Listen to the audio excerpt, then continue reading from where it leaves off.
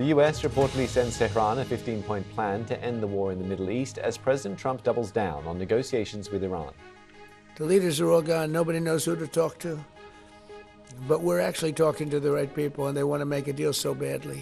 You have no idea how badly they want to make a deal. The US prepares to send thousands more troops to the Middle East as the conflict rages on despite potential peace talks. The Philippines declares a state of emergency with the country's president warning the Iran war has caused imminent danger to the country's energy supplies. I'm Suranjana Tiwari in Manila, where people are waking up to those new emergency powers. But transport workers who are struggling with constant fare hikes of fuel rather, are planning to still strike on Thursday and Friday.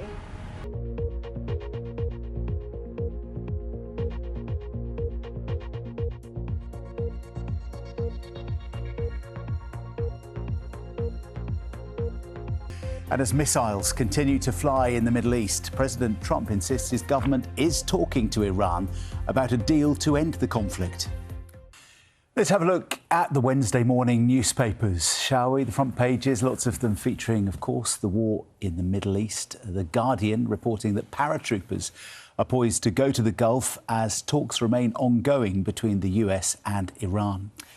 Telegraph says that a fuel shortage might hit Europe within weeks because of the crisis. It also features a photograph of HMS Dragon personnel arriving in the eastern Mediterranean to defend Cyprus from Iranian attacks.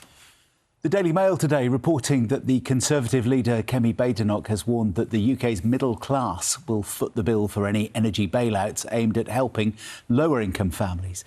The Chancellor, Rachel Reeves, has pledged to help those who need it if energy bills spiral. And here's another story we're covering this morning. The Mirror pictures Nathan Newby on its front page, saying he gave a would-be bomber a cuddle and a chat, which ultimately stopped an attack. Newby will be presented with the George Medal for bravery today. Today at 1, what next for President Trump's peace plan? Pakistan says it's ready to host talks on the reported 15 proposals, but as strikes continue from both sides, Israel says Iran is unlikely to agree. 2 men are arrested following the arson attack on ambulances in North London, owned by a Jewish charity. Iran rejects a US peace plan to end the war, according to Iranian state TV, as it continues to launch attacks on Israel and the Gulf. Iranian state TV says that Iran has rejected a US peace plan to bring the war to an end. The statement by an unnamed senior official says that Iran will decide when the fighting ends, not President Trump. Among the proposals the US put forward was a request to commit to never pursuing nuclear weapons, limits to its missile program, and reopening the Strait of Hormuz. Iran has responded with its own demands, including ending aggression and assassinations against the country and its leaders, and compensation for the destruction caused. Here's our international editor, Jeremy Bowen. For the men firing Iran's missiles, it's getting personal. The message says this is on behalf of the martyrs of the Islamic Revolutionary Guard Corps' Aerospace Engineering Division. The sticker carries a defiant message from their assassinated supreme leader. Iran, given its losses, is using missiles sparingly, but the fact that they can hit back is the big message that the regime wants to send. These, we're told, were aimed at the US aircraft carrier, the Abraham Lincoln. In Tehran, the hard-pressed Red Crescent continues to dig survivors and bodies out of bomb sites. The war is almost a month old. Despite the damage, the Iranian regime survives, fights on, showing resilience that has surprised its enemies. It has rejected Donald Trump's 15-point plan. On state TV, the military spokesman mocked the Americans, saying the strategic power you boasted about has turned into strategic defeat. Has the level of your internal discord reached the point where you are negotiating with yourselves? The war viewed from the White House looks very different. Donald Trump claimed Iran was so badly beaten it was desperate to make a deal. His 15-point plan reads more like terms of surrender than a negotiation. What do you make of the 15-point plan? I don't think it's anything that's achievable. It's a list of maximalist objectives, an opening salvo, if you will, that looks like everything the United States and Israel have ever wanted from Iran, with very little incentive or off-ramp for the Islamic Republic. Do you think they even will get to a point where, if not around a table, they sit in adjoining rooms discussing it? Not right now, no. I think that both sides are very far apart, and the Iranian list of demands, which ranges from compensation to the removal of American bases from the region to a permanent agreement that they will never be struck again, are equally hard to achieve. In Tel Aviv, there's been more damage from Iranian attacks, and in the Israeli government, there's no desire to stop the war until it can say that Iran accepts total defeat and dumps its allies. There are three huge objectives, okay? No nukes, no missiles, no proxies. If we get to that goal tomorrow by them raising a white flag or signing a deal and commit to the deal, or we will need additional blows to the regime of Iran. The additional blows he's talking about could come from the US 82nd Airborne Division, joining US Marines already on their way to the Gulf. There is speculation that they could be used to seize Iranian territory. It's the kind of mission they train for, perhaps the island where its main oil export terminal is sited.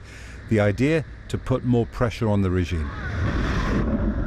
But it's risky. Iran will have a plan to confront American boots on hostile Middle Eastern ground, to pull the US into a longer, more attritional war.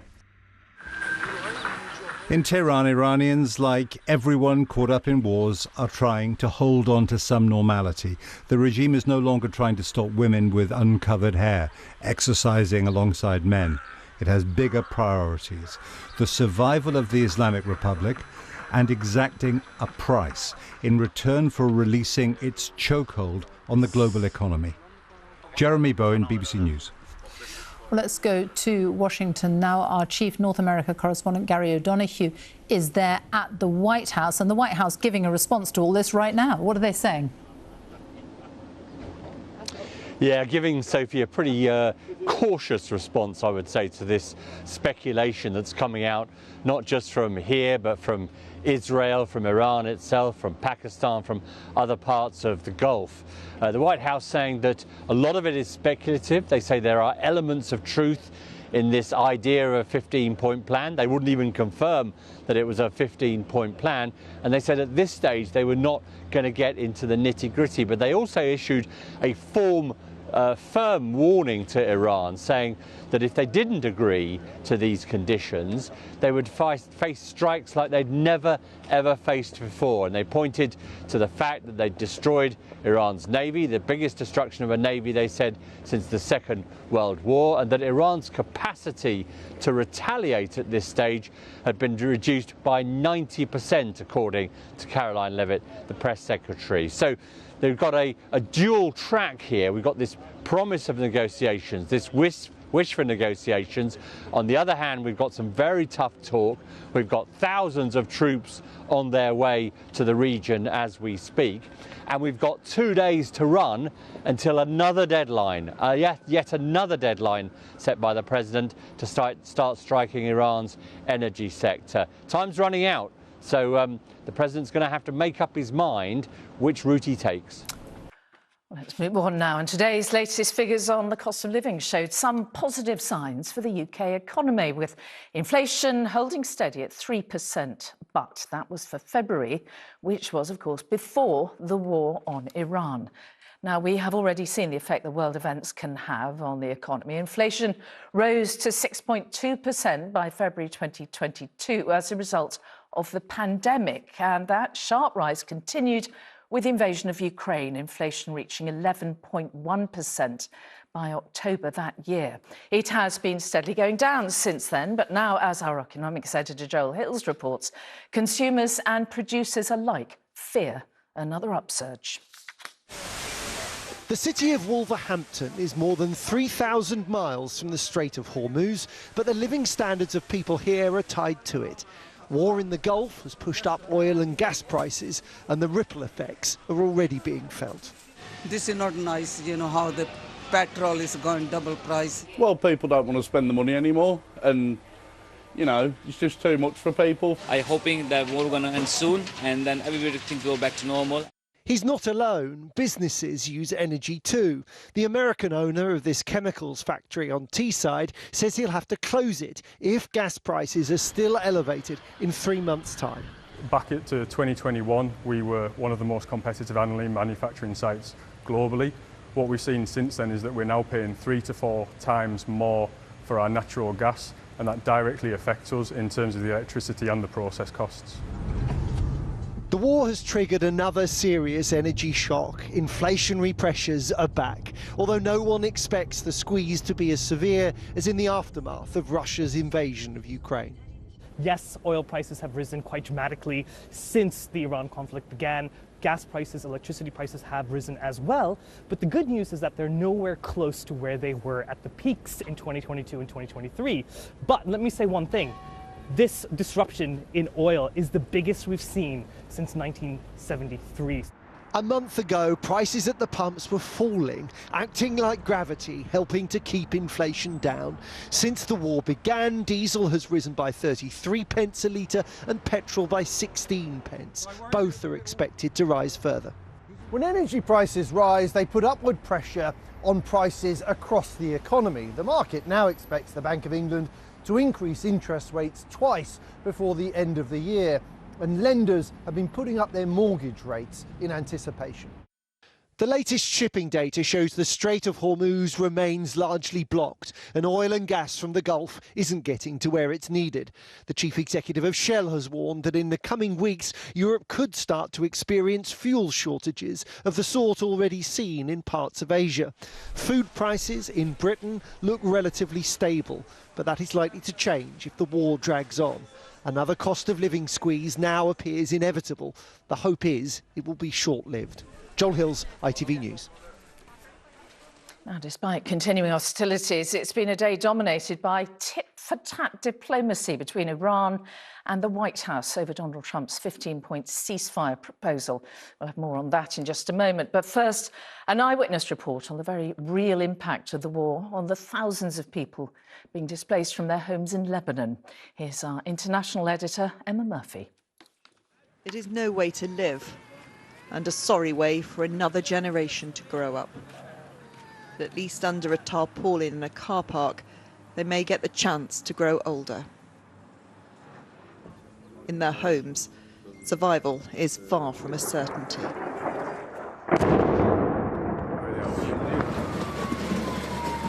This is Beirut's southern suburbs, from where many of Lebanon's displaced fled.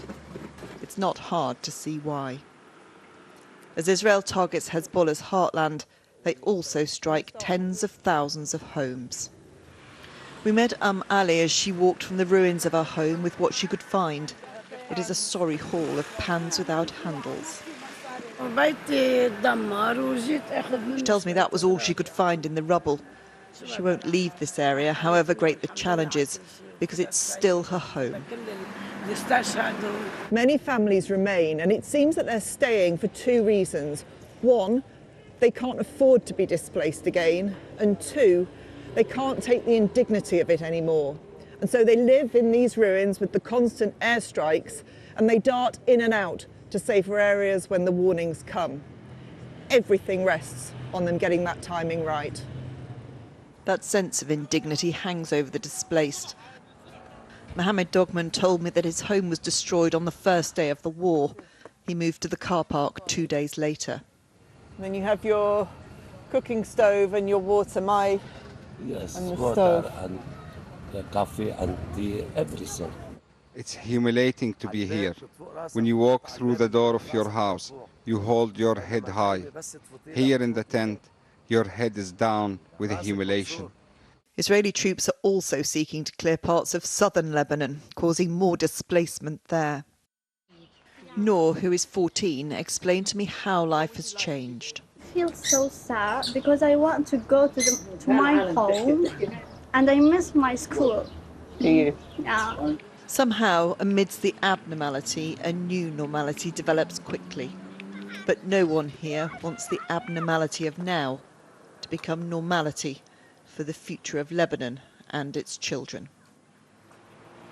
Okay, well, let's go live now to Emma in Beirut and the latest on what, if any, diplomacy is happening between the US and Iran. Now, as ever, Emma, it's quite difficult to see the truth of what's going on. The White House insists productive talks continue with Iran, but Iran say they have rejected Trump's 15-point peace plan. So what is the truth of it?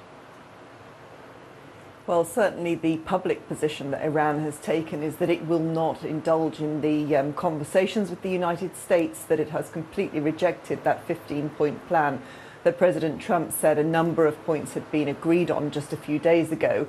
And this evening, the leader of the Iranian parliament has said that he believes that enemies of the country, by that I think you can probably safely assume he means the United States and Israel, plan to take one of the islands just off the coast of Iran. And I think that is what is the speculation that has been building over the past weeks because of the build-up of American troops in the region. Now, of course, we don't know if that will happen. It could just be posturing by the United States. But whilst there's talk about peace and rejection of peace talks, there is also a real military operation going on the ground, and that is certainly not getting any smaller. It is increasing every single day.